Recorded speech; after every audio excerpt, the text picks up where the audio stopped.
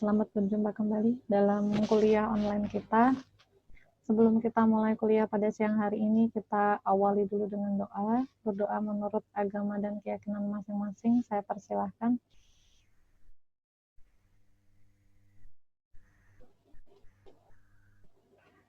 Berdoa cukup. Oke, alhamdulillahirrahmanirrahim. Segala puji bagi Allah yang telah mempertemukan kita dalam kondisi sehat walafiat.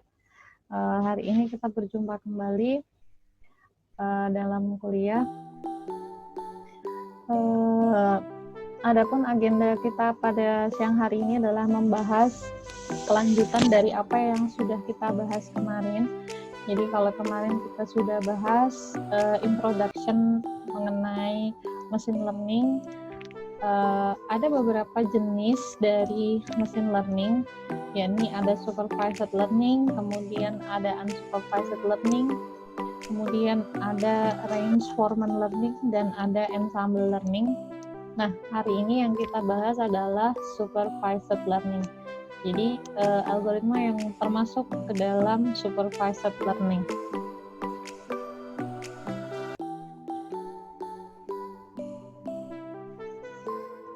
Saya sedikit review apa yang sudah kita bahas kemarin. Jadi, yang namanya supervised learning ini adalah model di mana kita memberi pelatihan kepada komputer dengan dataset yang telah berlabel, sehingga komputer ini dapat melakukan prediksi di masa yang akan datang. Contohnya bisa diterapkan di dalam filter spamming. Jadi kalau kita mau melakukan filter spamming, dapat kita lakukan dengan proses, salah satunya adalah klasifikasi. Adapun caranya adalah kita harus punya datasetnya terlebih dahulu, yakni dataset dari email-email yang masuk. Kemudian dari dataset yang ada, ini kita lakukan pelabelan, yakni apakah ini masuk spam atau bukan. Mungkin bisa berdasarkan subjek, berdasarkan keyword, atau berdasarkan parameter-parameter tertentu. Nah, dari parameter-parameter tersebut, maka kita bisa lakukan klasifikasi, apakah ini spam ataukah ini bukan spam. Sehingga nanti ketika ada email baru, sistem sudah bisa mengenali apakah ini spam atau bukan. Nah, selain untuk melakukan prediksi terhadap data yang sifatnya kategorikal, supervised learning ini juga dapat digunakan untuk melakukan prediksi terkait dengan target data numerik. Misalnya, kita bisa menghitung prediksi harga sebuah mobil berdasarkan beberapa parameter, jarak tempuhnya, kemudian usia kendaraannya, kemudian mereknya apa. Nah, untuk memprediksi nilai yang sifatnya targetnya ini adalah numerik, maka ini disebut dengan regresi. Sehingga kalau kita resume atau kita simpulkan, sebenarnya untuk teknik supervised learning ini ada dua jenis, yakni nanti kita bisa gunakan algoritma-algoritma untuk melakukan proses klasifikasi dan algoritma-algoritma untuk melakukan proses regresi. Nah, fokus kita hari ini adalah membahas tentang algoritma-algoritma yang masuk ke dalam regresi. Nah, saya rasa regresi ini bukan sesuatu yang baru bagi kalian, karena saya yakin kalian sudah belajar statistika. Di dalam statistika sudah sering digunakan regresi ini.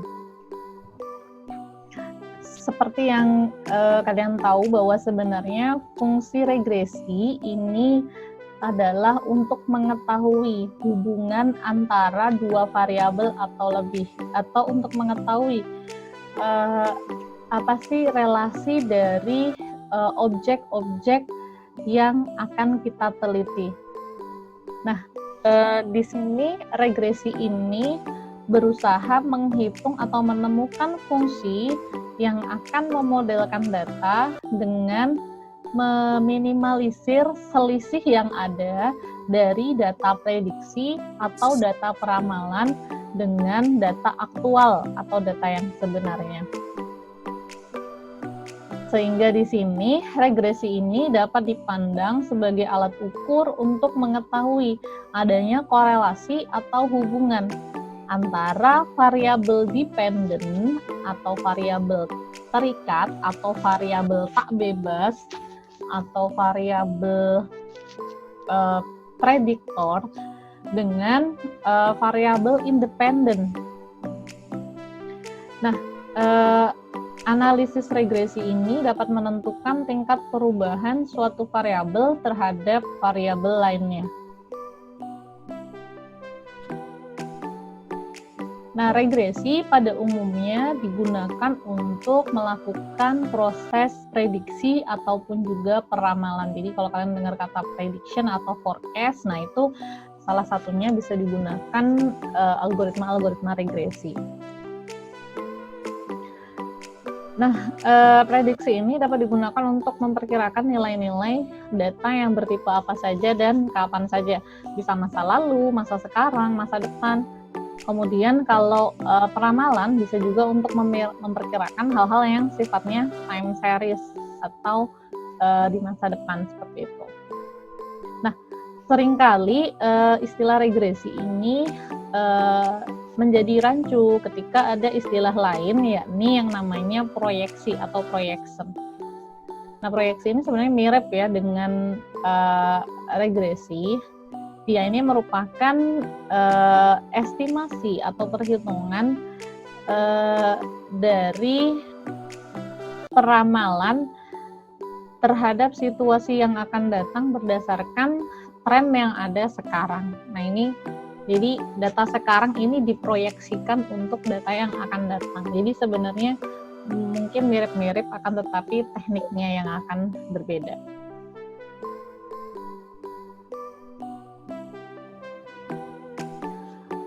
Adapun contoh dari regresi, kita bisa gunakan untuk misalkan menghitung harga rumah berdasarkan luas tanah. Nah, harga rumah ini merupakan variabel dependent atau variabel terikat atau yang akan diprediksi. Sedangkan sedangkan luas tanah ini adalah variabel independennya atau sesuatu yang sudah kita ketahui, yang sudah diketahui nilainya. Kemudian kalau kita ingin memprediksi berat badan berdasarkan kalori yang dikonsumsi per hari. Berat badan merupakan variabel dependent atau yang ingin kita cari atau yang ingin kita prediksi, sedangkan kalori yang dikonsumsi per hari ini adalah sesuatu yang kita ketahui, yang sudah ada nilainya. Kemudian bisa juga digunakan untuk memprediksi jarak tempuh berdasarkan konsumsi bahan bakar. Jadi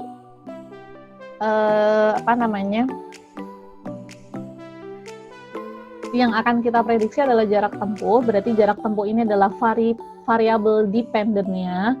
Kemudian ya di sini bisa juga variabel independennya ini lebih dari satu. Jadi ada di sini ada dicontohkan ada 4 jenis variabel independennya. Nah, itu nggak masalah, semua bisa dilakukan dengan menggunakan regresi. Nah, ada banyak sekali jenis-jenis regresi yang bisa kita gunakan. Nah, yang paling sederhana ini adalah regresi linier. Kemudian ada juga yang namanya regresi multilinier. Kemudian ada juga nanti regresi non-linear. Nah, salah satu contoh regresi non-linear adalah regresi polinomial. Kemudian ada juga regresi SVR atau super vector regression. Jadi ini mirip dengan kalau klasifikasi itu ada SVM,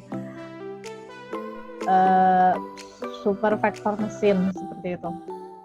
Kemudian ada juga decision tree regression. Jadi nanti proses regresinya menggunakan pohon, seperti itu. Kemudian ada random forest regression, yang mana untuk proses regresinya ini diawali dengan data-data random untuk menebak berapa prediksi-prediksi datanya. Kemudian nanti semakin banyak tebakan yang dilakukan oleh si random ini dianggap mendekati akan dijadikan model terbaiknya.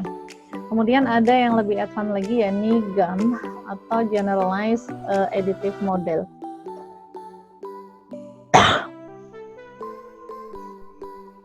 Kemudian berikutnya ada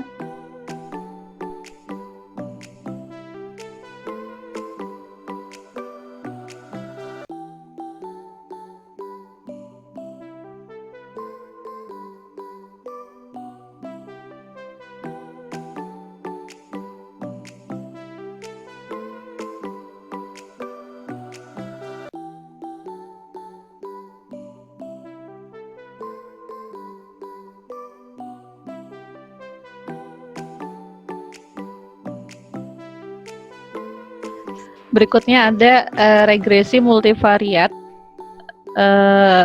Ini kalau data yang ingin diprediksi ini jumlahnya parameternya lebih dari satu atau variabelnya banyak.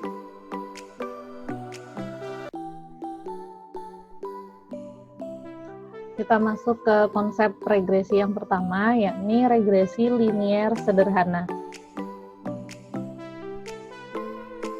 Nah, untuk regresi linear sederhana atau orang biasa menyebutnya adalah simple linear regression, ini persamaannya cukup simpel, yakni ada y topi sama dengan theta 0 ditambah theta i dikalikan dengan xi ditambah epsilon i, di mana y topi ini adalah variabel dependent atau nilai yang ingin kita ketahui atau nilai yang ingin kita prediksi. Jadi kalau tadi kita ingin memprediksi berat badan berdasarkan kalori, maka y topi ini adalah berat badannya. Kemudian theta 0 ini adalah intercept atau konstanta. Jadi jika x-nya ini bernilai 0, berapa sih konstantanya? Contohnya kalau misalnya di dalam kasus kalori, orang ingin tahu berat badan seseorang berdasarkan kalori. Nah, kalau dalam satu hari dia nggak memakan kalori, apakah berat badannya berubah? Nah, tentu saja mungkin tidak terlalu signifikan, sehingga di situ perlu adanya konstanta yang mewakili, sehingga meskipun nilai X-nya ini 0, tidak ada asupan kalori, tetap ada nilai yang menjadi konstanta tetapannya. Nah, ini fungsi dari theta 0. Kemudian berikutnya adalah theta 1 atau slope, atau bisa juga dianggap sebagai koefisien pengali, atau mungkin kalau dari dalam garis orang bisa mengatakan ini adalah derajat kemiringan garis. Nah, ini adalah theta i. Jadi kalau misalnya dalam satu hari kita mengkonsumsi 200 kalori, memiliki berat badan sekian kilo. Nah, sehingga kita bisa konversi sebenarnya berapa nilai koefisien pengalinya. Jadi kita dapatkan dari situ. Berikutnya adalah XI. Ini adalah variabel yang sudah kita ketahui atau variabel independennya. Kemudian epsilon I ini adalah nilai random error. Jadi error rate dari model regresi yang kita bangun. Nah, semakin kecil nilai epsilonnya ini, maka semakin baik model regresi yang dibangun. Nah, banyak literatur nanti mungkin yang menyebutkan rumusnya ini sampai di sini ya. Ya sama dengan A plus BX atau dan seterusnya. Nah, ini ngambilnya dari sini. Jadi untuk variabel-variabel ini bebas aja mau diganti nama apa aja, nggak masalah. Yang penting dia ini mewakili tadi. Jadi kalau ya topi ini adalah nilai prediksinya, kemudian kalau theta 0 ini adalah konstanta, kemudian theta 1 atau theta I ini adalah pengalinya, koefisien pengali, kemudian XI ini adalah variabel independennya. Kita akan masuk ke contoh. Contohnya adalah untuk kita lakukan prediksi berat badan berdasarkan jumlah kalori yang dikonsumsi setiap hari. Nah, di sini misalkan kita sudah memiliki data, ada 30 data yang kita punya terkait dengan kalori dan berat badan seseorang. Maka di sini kita harus deskripsikan terlebih dahulu mana yang menjadi variabel dependent, mana yang menjadi variabel independent. Variabel dependent adalah variabel yang ingin dicari. Maka di sini variabel dependent ini diwakili oleh huruf Y, yakni berat badan. Sedangkan variabel independent ini adalah variabel yang sudah diketahui atau sudah ada datanya atau yang menjadi dasar dari prediksi, yakni di sini dalam hal ini adalah kalorinya, maka kalori disimbolkan dengan simbol X. Sehingga di sini untuk menghitung menggunakan regresi linear sederhana, ketika kita memiliki dataset yang berjumlah 30 data, ini langkah pertama adalah kita bisa memilahnya terlebih dahulu. Kita bagi menjadi data training dan data testing. Nah, tidak ada aturan khusus untuk membagi berapa persen dijadikan data training dan berapa persen dijadikan data testing, maka bebas-bebas saja. Akan tetapi kebanyakan orang membuat 80% untuk training dan 20% untuk testing. Nah, di sini contohnya misalkan karena 30 data, saya bagi jadi 3, yakni 2/3 untuk data training, sehingga kita dapat 20 data, dan 1/3 lagi untuk data testing atau 10 data. Nah, untuk pembagiannya sendiri kita bisa ambil secara random saja untuk mendapatkan data training ataupun data testing dari dataset yang ada. Nah, sehingga langkah berikutnya adalah kita perlu merepresentasikan data dari data training kita. Karena fungsi dari regresi itu adalah kita melatih data ke komputer dari data training, kemudian nanti kita lakukan evaluasi dari data testingnya, sehingga kita tahu akurasi dari sistem ini berapa persen, seperti itu. Nah, maka di sini kita ambil untuk data testing, data trainingnya, tadi ada 20 data. Nah, ini kita bisa masukkan ke dalam grafik sini. Nilai-nilai yang ada di sini, nilai aktual ini adalah diwakili oleh titik-titik yang berwarna merah ini. Jadi kalau kalian hitung di sini ada 20 data. Jadi cara bacanya, misalkan titik yang ada di sini, ini berarti adalah untuk 300 yang garis sumbu X ini adalah kalori, sumbu Y ini adalah berat badan. Di sini mulai dari 300 sampai dengan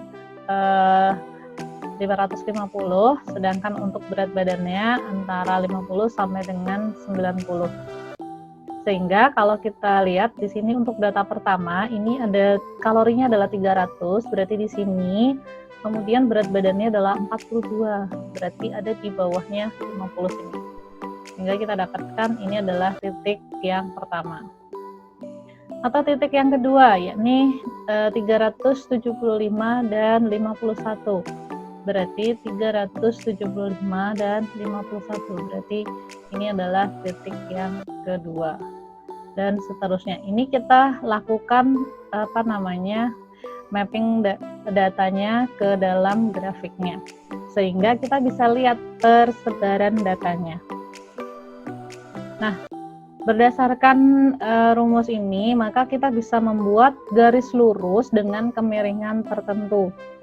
Misalkan kita tarik garis lurus seperti ini, atau kita bisa coba garis yang lain. Ini adalah garis-garis regresi yang bisa kita buat. Nah, langkah berikutnya adalah kalau kita sudah membuat garis regresinya, maka kita bisa menghitung berapa sih nilai epsilon I-nya atau nilai errornya berapa.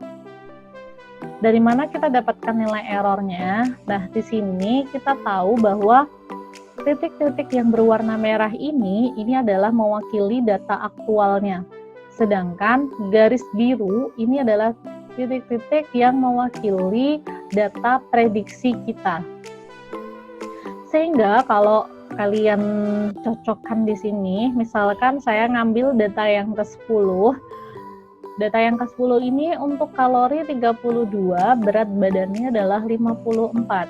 Kita lihat di sini 32, dia 54, ada di sini posisinya.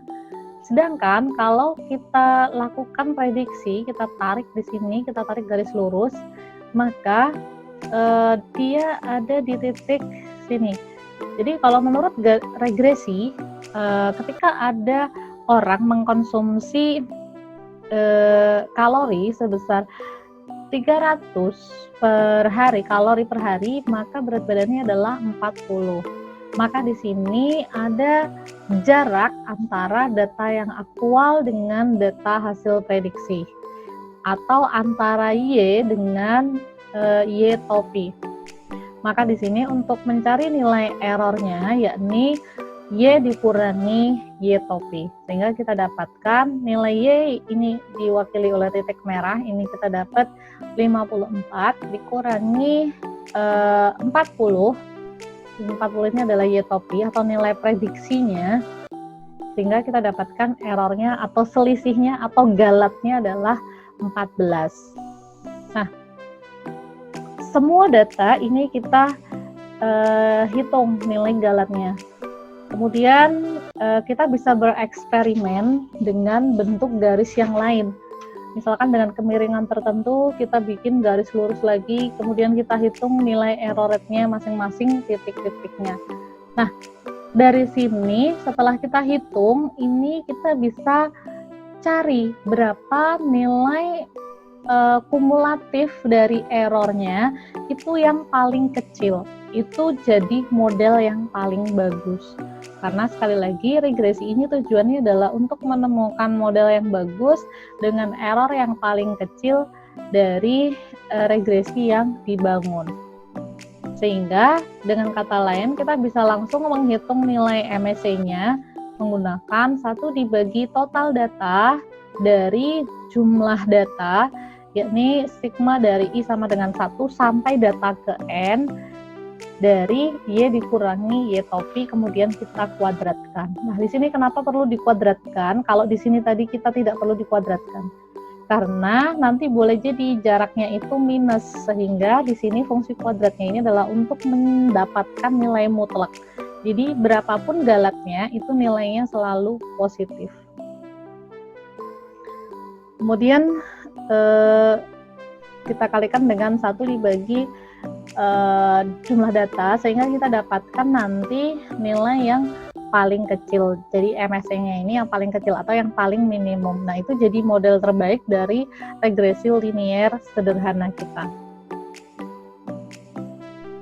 Sehingga secara matematis sebenarnya kalau sudah ketemu MSE-nya itu bisa kita cari berapa sih nilai konstanta dan berapa sih nilai slope atau kemiringan atau koefisien dari variabel independennya berdasarkan data tadi, data MSE-nya. Nah, di sini menurut rumus matematis kita bisa mencari besaran dari theta I itu adalah sigma dari I sama dengan 1 sampai dengan ke N dari XI dikurangi X bar dikalikan dengan YI dikurangi Y bar. Di mana yang dimaksud dengan X bar ini adalah average atau rata-rata dari variabel independennya. Sedangkan Y bar ini adalah rata-rata dari variabel dependennya. Baru kemudian kita bagi dengan sigma I sama dengan 1 sampai dengan N dari XI dikurangi X bar, kemudian kita kuadratkan.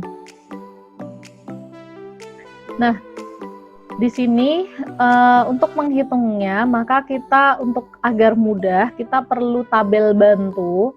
Sehingga di sini kita bisa hitung masing-masing komponennya, ada XI dikurangi X bar, kita hitung dalam satu kolom sendiri, kemudian YI dikurangi Y bar, kita hitung, kemudian XI dikurangi X bar dikuadratkan, kita hitung. Kemudian baru kita hitung hasil perkaliannya di sebelah kanan sini. Kita akan coba masukkan data yang pertama. Nah, di sini butuh X bar dan butuh Y bar. Maka kita hitung nilai average-nya terlebih dahulu. Average dapat dihitung dari total data keseluruhan dibagi jumlah data. Untuk data X, maka kita dapatkan di situ nilainya adalah jumlah totalnya adalah 8.506 dibagi total datanya adalah 20, kita dapatkan average-nya adalah 425,3. Untuk nilai Y bar ini kita dapatkan 1245 dibagi 20, ketemunya adalah 62,25. Kalau sudah ketemu X bar, kita bisa cari nilai dari XI dikurangi X barnya. XI berarti 300 dikurangi X barnya adalah 425,3. Ketemunya adalah minus 125,3. I untuk I yang kedua berarti 375 dikurangi dengan 425,3. Ketemunya adalah minus 50,3. Nah, ini kita hitung terus sampai ke bawah. Sehingga kita dapatkan nilai sigmanya atau nilai jumlah totalnya ini adalah 2,84 kali 10 pangkat minus 13. Sedangkan untuk nilai YI dikurangi Y bar, ini kita akan dapatkan dengan kita YI yang pertama, I yang pertama yakni 42 dikurangi Y barnya adalah 62,25, sehingga kita dapatkan minus 20,25. Untuk I yang kedua berarti 51 dikurangi 62,25, kita dapatkan minus 11,25. Nah, ini kita hitung terus sampai data yang ke-20, kemudian kita cari nilai sumnya, ini ketemu 0. Kemudian data berikutnya adalah data yang terakhir, yakni XI dikurangi X bar dikuadratkan, sehingga kita dapatkan XI dikurangi X bar berarti ada di tabel kolom yang ketiga, kemudian tinggal kita kuadratkan saja. 125,3 dikuadratkan ketemunya adalah 15.700,09. Minus 50,3 dikuadratkan adalah 2.530,09 dan seterusnya. Ini kita hitung sampai mendapatkan sigmanya, yakni 157.168,2. Berikutnya di kolom terakhir kita kalikan, karena nanti pembilangnya ini adalah jumlah dari hasil perkaliannya, sehingga kita bisa hitung nilai perkaliannya, yakni dari kolom ketiga dikalikan dengan kolom yang keempat, sehingga kita dapatkan di sini kolom ketiga itu adalah minus 125,3 dikalikan dengan minus 20,25. Ini ketemunya adalah minus kali minus berarti plus 2537 atau 2537,325. Nah, ini kita hitung terus sampai ke bawah, sehingga kita dapatkan nilai sigmanya ini adalah 23.068,5. Nah, maka dari data tabel bantu ini kita bisa hitung nilai theta ke I-nya. Untuk theta ke I, pembilangnya ini kita dapatkan dari kolom yang ke-6 ini, yakni 23.068,5, kita bagi dengan ini sigma dari XI dikurangi X bar dikuadratkan. XI dikurangi X bar dikuadratkan berarti ketemunya adalah 157.168,2, sehingga kita dapatkan hasilnya adalah 0,147. Nah, kalau sudah ketemu nilai theta I-nya, maka berikutnya kita bisa hitung konstantanya. Jadi kita masukkan ke persamaan ini. Jadi theta 0 itu sama dengan Y bar dikurangi theta I dikalikan dengan X barnya. Y bar kita sudah tahu, yakni 62,25 dikurangi theta I adalah nilai yang kita hitung tadi, 0,147 dikalikan dengan X barnya. X barnya adalah 425,3.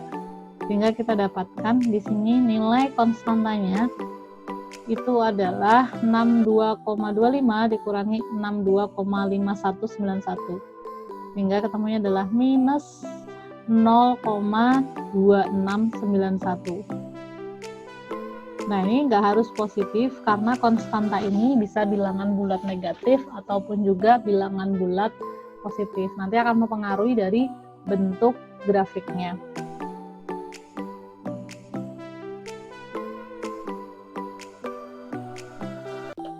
Nah, sehingga kalau sudah kita ketahui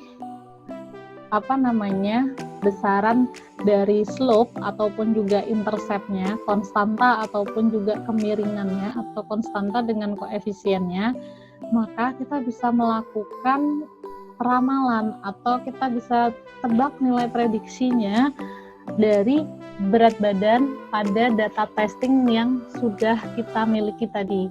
Jadi kalau tadi ada 10 data testing, kita bisa hitung nilai masing-masing berat badannya ini. Untuk berat badan yang pertama, yakni dengan nilai kalori 358, maka tinggal kita hitung saja di sini, kita masukkan. Ya, topi atau prediksi, berat badan prediksi adalah theta 0 ditambah theta I dikalikan dengan XI ditambah dengan epsilon I. Nah, ini errornya bisa diabaikan terlebih dahulu karena memang tadi hanya untuk menghitung berapa gala totalnya. Sehingga kita dapatkan di sini untuk data yang pertama ini theta 0-nya adalah minus 0,2691 ditambah dengan 0,147 dikalikan dengan 358. 358 adalah X yang pertama, sehingga kita dapatkan minus 0,2691 ditambah dengan 52,626, sehingga kita dapatkan hasilnya adalah 52,3569. Nah, kalau kalian lihat di sini hasil berat badan aktualnya adalah 56. Jadi di sini meskipun theta 0 dan theta I-nya sudah kita ketahui, itu masih ada galat, masih ada error karena ya ini tadi masih ada selisih di sini.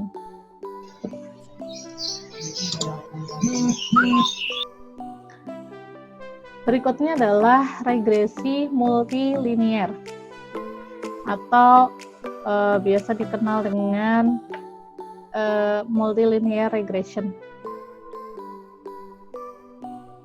Nah, untuk multilinear regression ini adalah digunakan untuk memprediksi data jika variabel yang ingin diprediksi ini hanya ada satu, jadi dependentnya itu ada satu, kemudian variabel yang sudah diketahui atau variabel independennya ini lebih dari satu. Contoh kasusnya tadi adalah misalkan untuk menghitung jarak tempuh berdasarkan konsumsi bahan bakar, efisiensi mesin, kemudian jenis bahan bakar, dan kondisi jalan. Nah, ini adalah contoh regresi multilinear. Atau mungkin orang sering nyebut juga regresi linear berganda. Kemudian bisa juga misalkan untuk menghitung profit sebuah perusahaan berdasarkan biaya riset dan development-nya, berdasarkan biaya administrasi, berdasarkan biaya marketing, dan wilayah perusahaan. Nah, wilayah perusahaan ini isinya adalah data kategorikal, jadi nggak harus numerik semua untuk bisa dilakukan proses regresi ini. Kemudian adapun fungsi matematisnya untuk regresi multilinear ini adalah ya topi ini sama dengan alfa 0. Jadi ini kalau di sini saya menggunakan alfa, jadi sebenarnya sama aja ya, tadi mau pakai theta, alfa ataupun juga beta. Nah, ini hanya simbol saja. Yang penting kalian tahu ini adalah variabel untuk menunjukkan konstanta dan variabel untuk menunjukkan koefisien.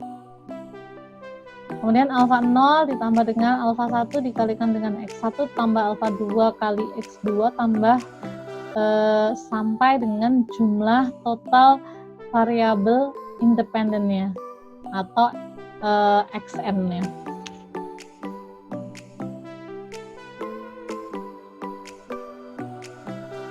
Nah, berikutnya selain ada regresi linear, itu ada juga regresi non-linear.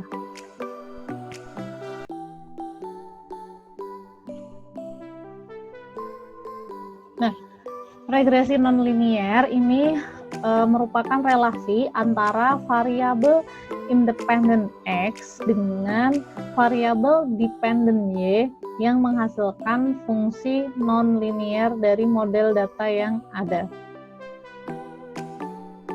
Pada dasarnya semua relasi yang tidak linear ini disebut non-linear. Nah, biasanya diwakili oleh polinomial dari k degree atau k derajat tertentu, yang mana k ini merupakan pangkat maksimum dari x-nya, pangkat maksimum dari variabelnya. Misalkan kita punya persamaan matematis seperti ini atau fungsi polinomial seperti ini, dia sama dengan ax pangkat 3 ditambah bx kuadrat tambah cx tambah d. Maka di sini yang paling tinggi ini adalah untuk pangkat dari x-nya ini adalah pangkat 3. Sehingga di sini kita bisa menyebutnya fungsi polinomial ini adalah fungsi polinomial order 3 atau 3 degree. Artinya pangkat tertinggi dari variabel independennya ini adalah 3. Nah, untuk fungsi non-linear ini elemennya bisa macam-macam ya, jadi nggak cuman satu variabel aja, tetapi dia bisa bentuknya ini adalah data eksponensial ataupun juga data logaritma ataupun juga fraction dan lain-lain. Jadi X-nya ini fleksibel nanti, tergantung bentuk regresi non-linearnya.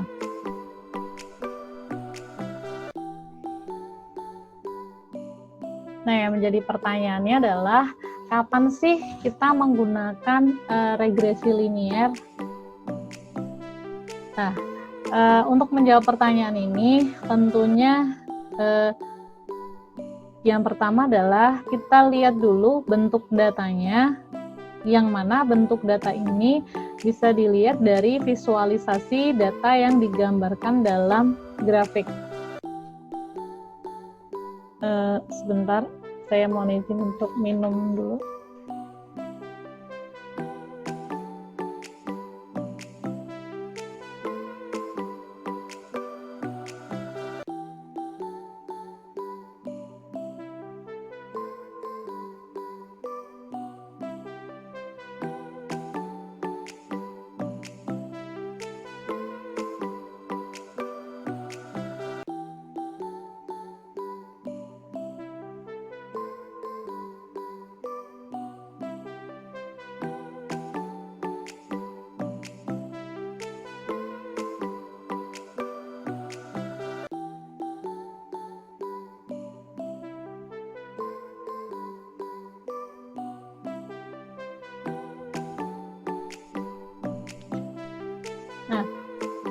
Setelah kita visualisasi datanya, baru kita bisa tentukan ini cocoknya pakai pendekatan regresi linier atau regresi non-linier.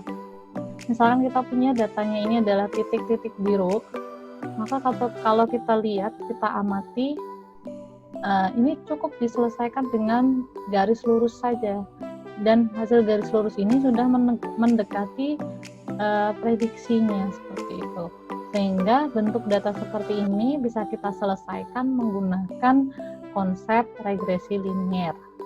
Karena variabel dependennya ada satu, variabel independennya juga ada satu.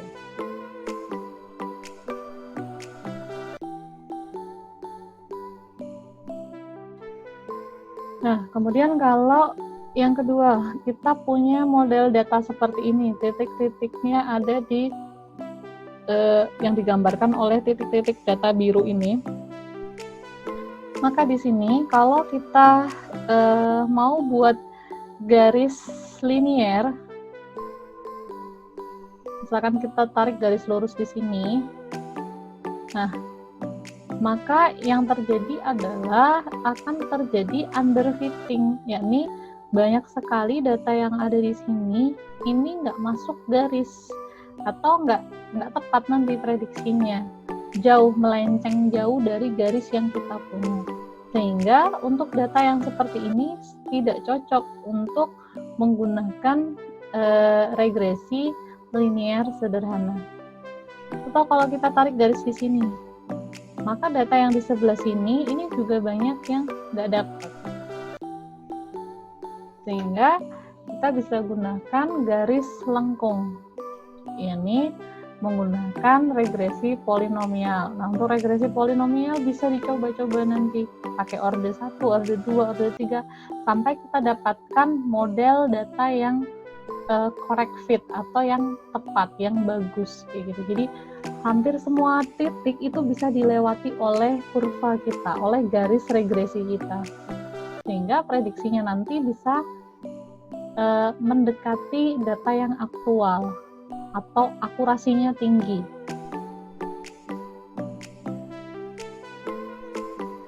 Kemudian untuk model data yang seperti ini, kalau misalnya kita punya variabel dependennya 1, independennya 1, kemudian datanya melengkung seperti ini. Nah, ini nggak bisa kita selesaikan dengan garis lurus. Mau model seperti ini, nanti data yang di sebelah sini nggak dapat, atau kalau kita mau garis lurus model menurun seperti ini, nanti data yang setengah sini nggak akan dapat garisnya, sehingga nggak bisa diprediksi. Maka satu-satunya cara adalah membuat kurva model melengkung. Nah, ini adalah model data regresi non-linier yang menggunakan fungsi kuadratik. Lanjut biar kita bisa mengkoreksi bagaimana model fitting kita, berapa akurasinya. Kita menggunakan tools Python.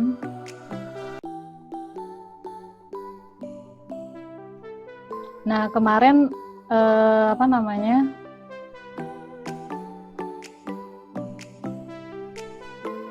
sudah saya singgung bahwa untuk machine learning ini bisa menggunakan Python, contoh bahasa pemrogramannya.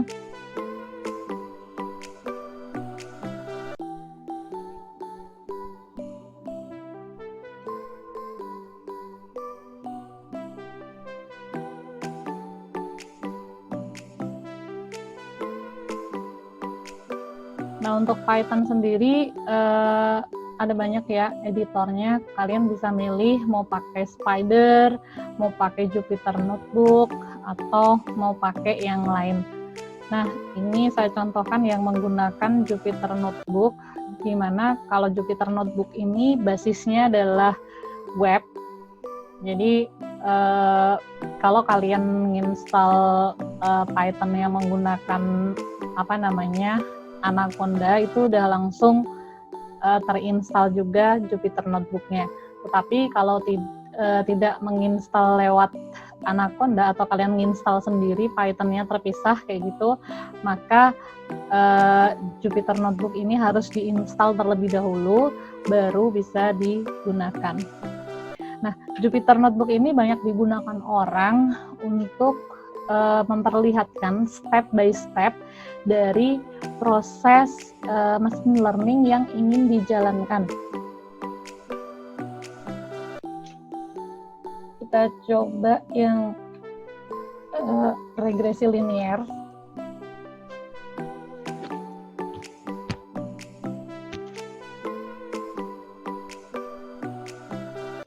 Nah, di sini untuk membuat regresi linear, kita perlu mengimport beberapa package yang ada di dalam Python.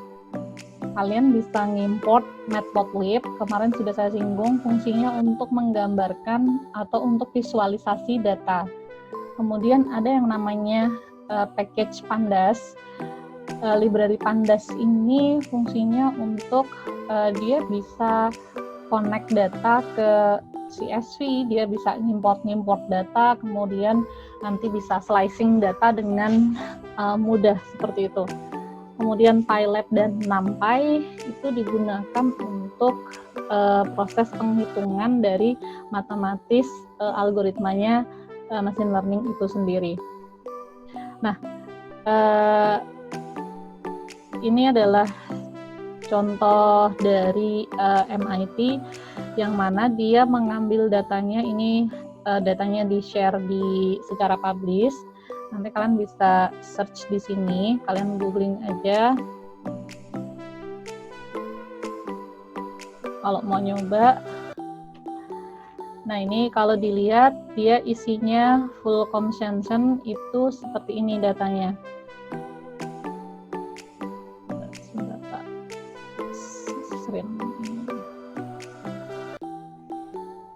Nah, ini datanya seperti ini.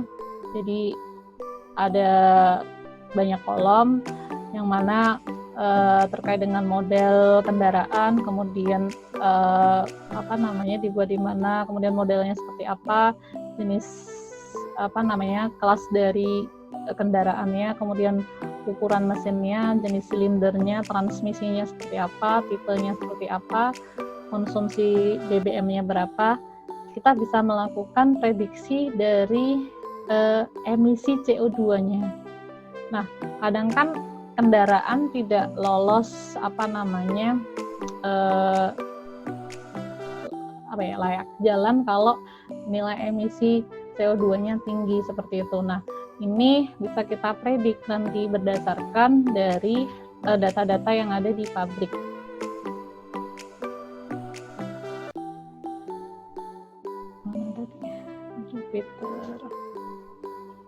Nah, kita balik lagi ke sini.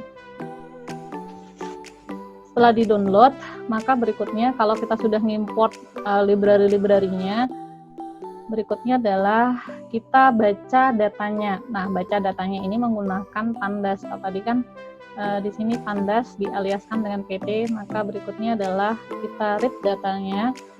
Yakni filenya adalah full consumption.csv.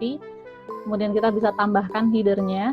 Jadi di sini ada data header-nya, Maka setelah di shift enter, maka kalian bisa lihat nih outputnya. Jadi ini adalah input kodenya. Kalau di Jupyter tuh kalau misalnya dijalankan atau di run itu langsung muncul outputnya. Nah, di sini outputnya kalian bisa baca datanya seperti apa yang ada di Excel tadi atau yang ada di data CSV tadi.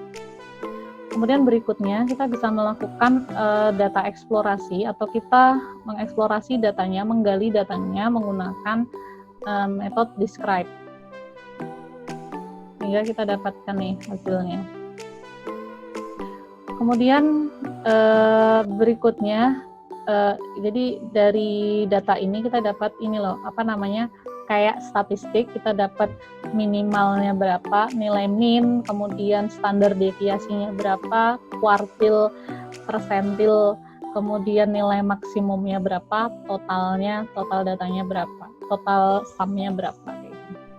Ini sama persis kalau kalian menggunakan SPSS ataupun juga Minitab ataupun juga yang biasa digunakan untuk statistika ya.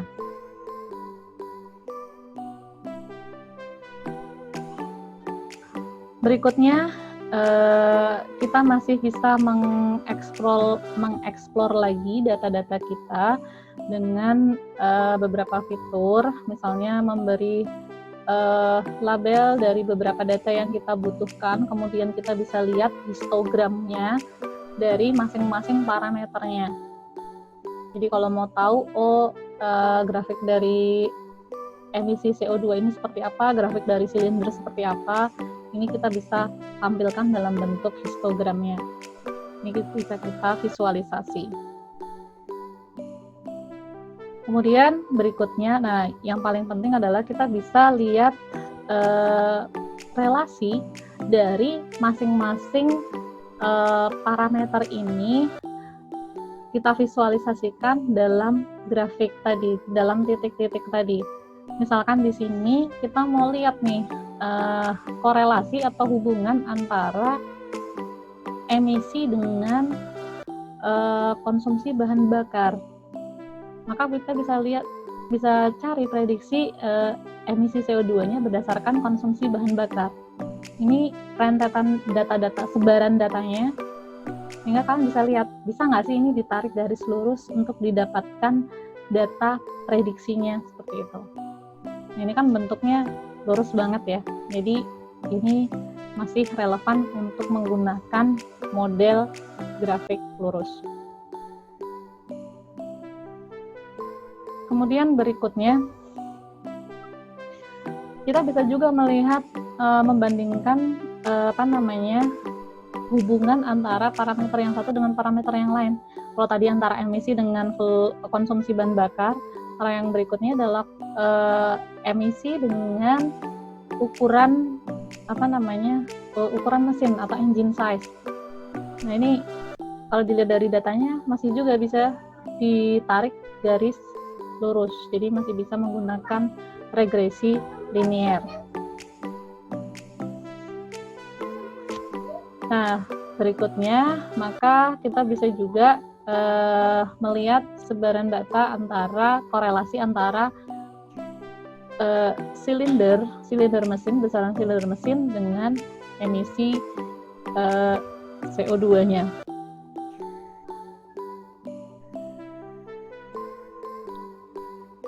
Nah, kemudian kita bisa lakukan proses evaluasi datanya. Kalau sudah tahu bentuk modelnya seperti ini, kan kita bisa kebayang ya, kalau ini ditarik garis lurus, jadi nih prediksinya bisa nih. Ini juga bisa nih, cuman galatnya kira-kira seberapa? Apakah di sini garis lurusnya, di tengah sini, atau di bawah sini garis lurusnya seperti apa? Nah, ini yang akan kita bangun. Model yang paling bagus itu yang seperti apa?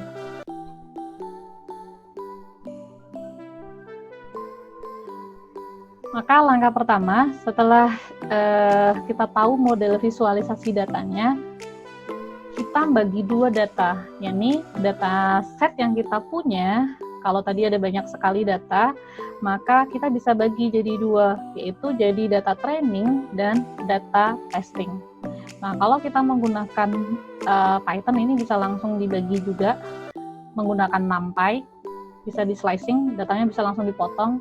Nah, ini bisa digunakan random, jadi mau random berapa persen, misalkan menggunakan 80% untuk data training, sekian persen data testing, kayak gitu, bisa di slicing seperti itu. Atau menggunakan pembatas apa, seperti itu juga bisa untuk memotong atau membagi data training dan data testingnya. Kemudian berikutnya, setelah di training, setelah dibagi datanya, maka kita akan membangun model. Nah, model yang dibangun ini adalah data dari data trainingnya. Misalkan di sini yang ingin kita hitung adalah korelasi atau hubungan antara emisi CO2 dengan engine size atau ukuran mesin. Jadi berapa sih total emisi berdasarkan ukuran mesinnya. Maka dari data ini kita bisa buat model regresinya. Nah, kalau kita menggunakan Python, kita bisa menggunakan library dari scikit-learn. Scikit-learn ini sudah ada linear modelnya. Jadi kita bisa langsung pakai, di-import aja linear modelnya. Maka kita bisa pilih linear regression. Nah, dari sini kita bisa langsung pasang, kita bisa langsung tahu data training untuk membagi data. Kita masukkan nilai training X-nya. X-nya ini berarti adalah engine size-nya, kemudian nilai train untuk Y-nya, yakni nilai emisi CO2-nya. Kemudian kita hitung, kita lakukan fit line. Jadi ini nanti adalah untuk narik data regresinya. Nah, ketika kita hitung fitnya, di sini si model ini bisa langsung menentukan koefisien dan interceptnya. Atau dengan kata lain, kalau tadi kita ngitung manual, kita tadi kan ngitung menggunakan tabel bantu tuh. Akhirnya kita dapatkan koefisien dan slope-nya atau theta 0 dan theta i-nya. Nah, ini kalau menggunakan Python langsung juga dalam hitungan detik dapat nilai theta 0 ataupun juga theta i-nya. Dari koefisien dan intercept ini bisa kita masukkan ke regresinya. Sehingga tadi kan kalau udah ketemu nih berapa besarannya, kemudian baru dapat koefisiennya. Nah, dimasukkan di sini. Kalian masukin berapa nilainya, koefisiennya, kemudian interceptnya berapa, sehingga muncul garis regresinya. Setelah dibangun modelnya, setelah ketemu koefisiennya, langkah berikutnya adalah kita evaluasi. Nah, untuk mengevaluasi hasil prediksi kita, ini bisa menggunakan evaluasi metrik menggunakan MSE atau mean square error, atau bisa juga menggunakan R-square. Nah, kalau mau menggunakan R-square, kalian bisa pakai library-nya scikit-learn ini dengan manggil R-score-nya. Nah, dari R-score-nya nanti ketemu dia berapa akurasinya. Nah, di sini akurasinya 0,71 dengan mean absolute error-nya masih cukup besar, yakni 23%. Jadi kalau kalian lihat di sini kan memang masih banyak data yang jauh dari garis prediksinya, seperti itu. Meskipun ini juga sudah bisa dipakai seperti itu. Nah, ini kalau mau mengevaluasi dari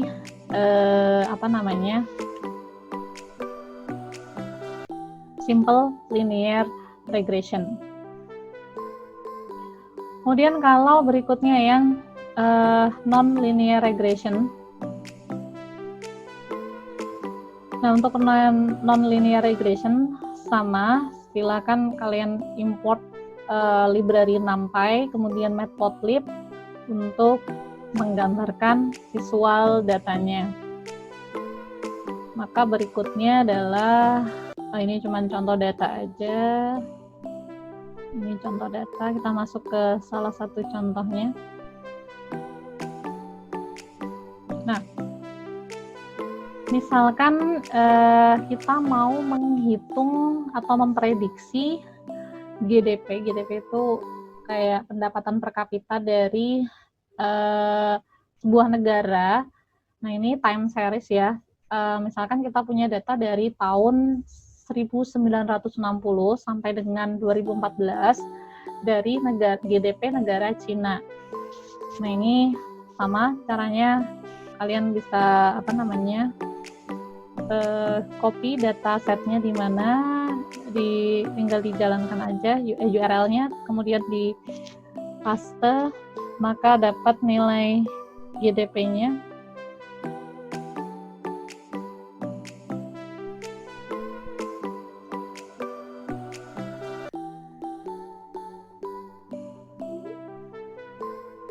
Nah, ini kalau mau lihat isinya kurang lebih seperti ini, ada tahun, kemudian ada value atau pendapatan per kapitanya atau pendapatan bruto negaranya.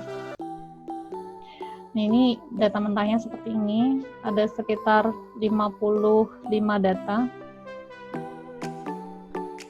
Nah, ini bisa digunakan untuk prediksi. Maka caranya sama, setelah kita ngimport library-nya, kita baca datanya menggunakan Pandas. Jadi kita bisa lihat visual datanya, oh datanya udah kebaca.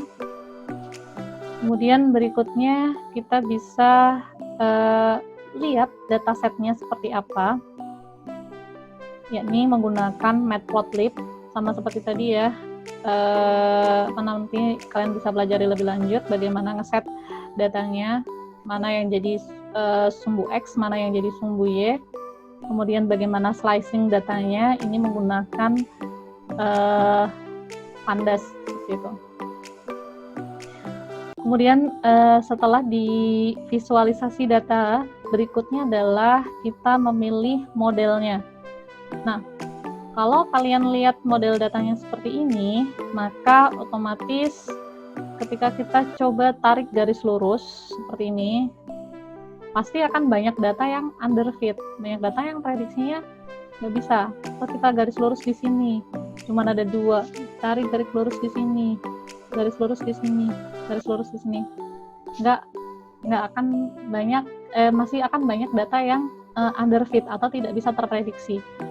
Atau kita tarik garis lurus seperti ini, nah ini masih banyak yang underfit, susah sekali untuk menarik garis lurus dari data ini. Maka di sini untuk model data yang kita punya ini tidak cocok kalau kita menggunakan pendekatan regresi linear. Maka kita bisa memilih pendekatannya, mau pakai regresi non-linear. Non-linearnya yang seperti apa? Nah, karena di sini yang mau diprediksi ini 1 total variabelnya, kemudian yang independennya juga 1, maka kita bisa pilih regresi non-linear. Kalian bisa lihat contohnya di sini, bentuk-bentuknya kira-kira mana yang paling mendekati, seperti itu.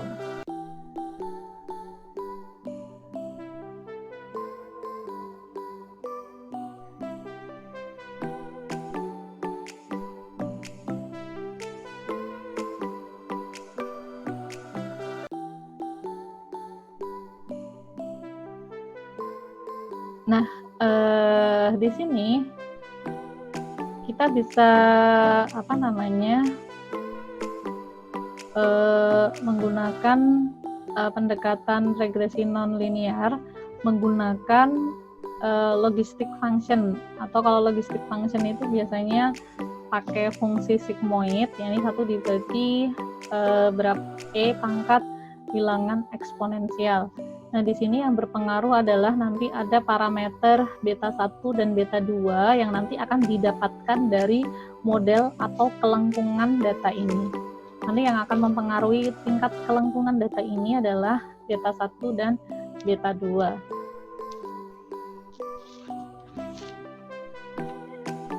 Nah, ini misalnya untuk rumusnya yakni 1 dibagi 1 plus nilai dari eksponensial pangkat X, di mana X-nya ini didapatkan dari rentang antara negatif 5 sampai dengan 1, kemudian negatif 5 sampai 5, kemudian dengan jarak 0,1, sehingga didapatkan kurva ini.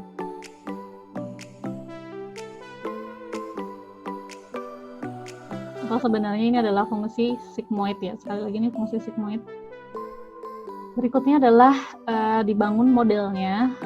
Nah, kalau bangun model menggunakan fungsi sigmoid pakai persamaan ini, yakni kita butuh X, beta 1 dan beta 2, kemudian kita masukkan. Nah, ini untuk persamaan di Python ini sebenarnya kayak mirip kita kayak nulis biasa ya. Jadi ini sampai eksponensial ini berarti pangkat beta 1 minus beta 1 dikalikan dengan X min beta 2. Ini mirip kayak nulis formula aslinya. Jadi mungkin kalian yang ingin belajar Python lebih lanjut nggak akan terlalu kesulitan untuk membaca rumus-rumus seperti ini. Nah, begitu kita bangun modelnya menggunakan fungsi sigmoid ini, kita dapatkan garis Y-nya. Sehingga di sini kita bisa coba simulasi beta 1-nya menggunakan parameter 0,1, kemudian beta 2-nya menggunakan 199,0, sehingga di sini kita dapatkan garis prediksinya. Maka kalian bisa lihat di sini nilai prediksinya adalah yang digambarkan oleh garis biru, sedangkan data aktualnya adalah yang digambarkan oleh titik-titik bulat yang berwarna merah atau round ini. Maka di sini kalau dilihat ini masih belum fit ya, masih underfit karena kurvanya ini nggak nempel di datanya. Sehingga berikutnya adalah kita perlu melakukan koreksi gimana sih cara mendapatkan parameter agar garisnya ini bisa lebih fit seperti itu. Nah, di sini untuk mencari parameternya untuk model ini, maka kita bisa melakukannya menggunakan normalisasi. Yang pertama dari data yang kita punya.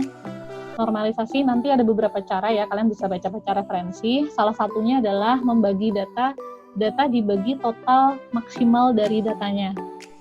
Sehingga kita bisa hitung X data itu sama dengan X data dibagi max X data, Y data juga sama caranya, sehingga nanti angkanya nanti range-nya antara 0 sampai dengan 1. Nah, kemudian sehingga nanti bentuknya seperti ini, antara 0 sampai dengan 1 GDP-nya, karena datanya udah dinormalisasi. Dan tahun juga seperti itu, nanti antara 0 sampai dengan 1. Kalau tadi rentangnya tadi kan macam-macam ya, antara tahun 1990 sampai dengan 2014, nanti kita ubah jadi 0 sampai dengan 1. Kemudian berikutnya, untuk mendapatkan parameter yang optimal itu kita bisa menggunakan fungsi curve fit. Nah, curve fit ini akan mendapatkan least square untuk nilai sigmoid yang fit, di mana nanti residualnya atau epsilonnya atau errornya itu yang paling kecil. Sehingga kalau kita masukkan di sini, nanti kita akan dapatkan parameter POPT. POPT ini adalah nilai beta 1 dan beta 2-nya. Sehingga kita peroleh nih dari proses mengkoreksi menggunakan curve fit ini, kita dapatkan nilai POPT-nya. Kita dapat beta 1 dan beta 2. Dari beta 1 dan beta 2 kita masukkan kembali ke fungsi sigmoidnya. Sehingga kalau sudah kita kita normalisasi datanya, kemudian kita masukkan ini fungsi sigmoidnya, ini X dikalikan dengan POPT. POPT didapatkan dari curve fit tadi. Sehingga kita dapatkan di sini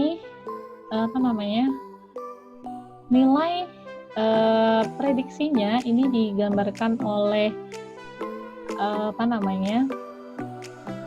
ini yang biru, yang line width-nya ini dengan besar line-nya ini 3,0. Kemudian kalau yang merah ini kan yang RO ya, rounded. Jadi titik-titik datanya berupa titik atau round. Kemudian ini kita beri labelnya adalah fit, kemudian ini adalah data. Sehingga modelnya kalau kita lihat sudah correct fit atau boleh dibilang mendekati akurat lah, karena kalian kalau bisa lihat di sini hampir semua data ini nempel di garis regresinya. Nah, kalau sudah secara visual sudah terlihat seperti itu, maka kalian bisa jalankan bagi data untuk menghitung nilai akurasinya. Ngitung akurasi pakai R-square. Nah, itu tadi kan kita bagi data jadi dua, yakni jadi training dan testing. Kemudian masing-masing kita jalankan seperti tadi fungsi sigmoidnya menggunakan POPT yang sudah didapat. Dari sini bisa dihitung nilai R-square-nya. Nah, untuk R-square-nya menggunakan scikit-learn, library scikit-learn untuk mendapatkan R-square-nya. Dari sini bisa dibaca bahwa R-square-nya ini adalah 0,98. Jadi mendekati 1. Jadi udah bagus banget ini hasil model regresinya. Dengan MSE error-nya, ini residualnya atau epsilon i-nya atau MSE-nya, orang nyebutnya macam-macam ya. Ini 0,00, mungkin kalau rata-ratanya 0,00 ya kalau dibulatin, kalau mau didetailin 0,03 kayak gitu. Oke. Mungkin itu penjelasan detailnya. Tadi yang nanya tadi sudah cukup terjawab?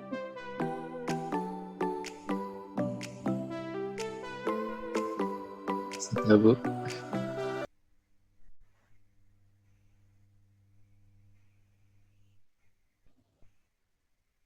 Oke, silakan yang lain kalau ada yang ingin bertanya, masih ada waktu untuk diskusi.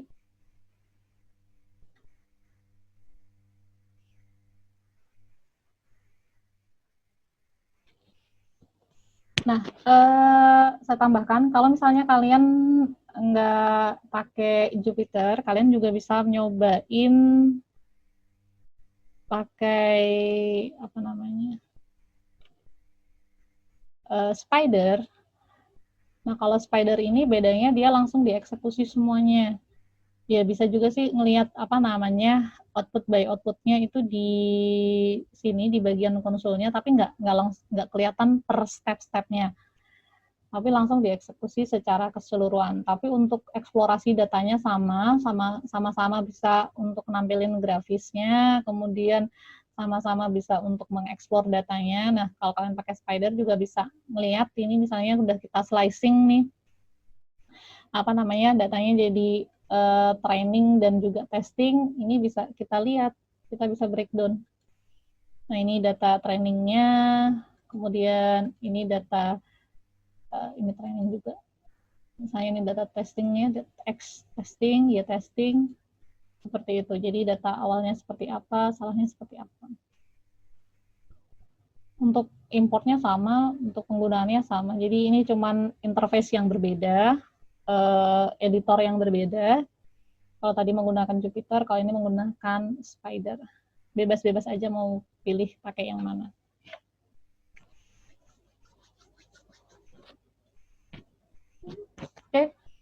Silakan kalau ada yang bertanya atau ada yang ingin didiskusikan.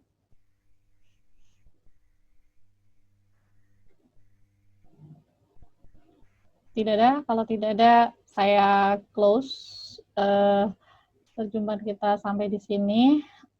Terima kasih atas perhatiannya. Kurang dan lebihnya mohon dimaafkan. Sampai ketemu di pertemuan berikutnya.